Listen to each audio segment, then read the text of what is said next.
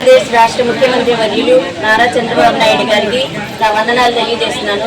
అలాగే వేదికలు అలంకరించిన పెద్దలు ఫరూక్ గారికి, మిగతా పెద్దలందరికీ, సభ్యులందరికీ నా నమస్కారాలు తెలియజేస్తున్నాను.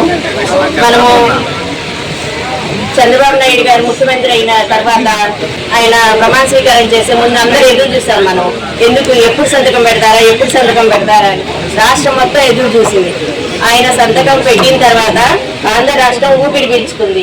ఎందుకంటే ఉద్యోగస్తులు జీతాలు లేవు, ఎవరికి ఏ పథకాలు సరిగ్గా అందలేదు. అందుకని మనం అందరము ఎప్పుడు చంద్రబాబు నాయుడు గారు ముఖ్యమంత్రి అవుతారా అని ఎదురు చూస్తాము. రాగానే 4,000 పెన్షన్ ఇచ్చారు అందరికీ. మళ్ళీ గ్రామ సభలు పెట్టి పంచాయతీలకు నిధులు కూడా శాంక్షన్ చేశారు. గత ప్రభుత్వాలు అయితే పంచాయతీలకి నిధులు దండగాని మనం ఒక చిన్న పని కావాలన్నా ఎవరిని అడగాలో కూడా తెలియలేదు. ఇప్పుడు పంచాయతీలకు పండగ మనకి ఇచ్చేవాళ్ళు ఉంటేనే కదా చేసేవాళ్ళు కూడా ఉండేది.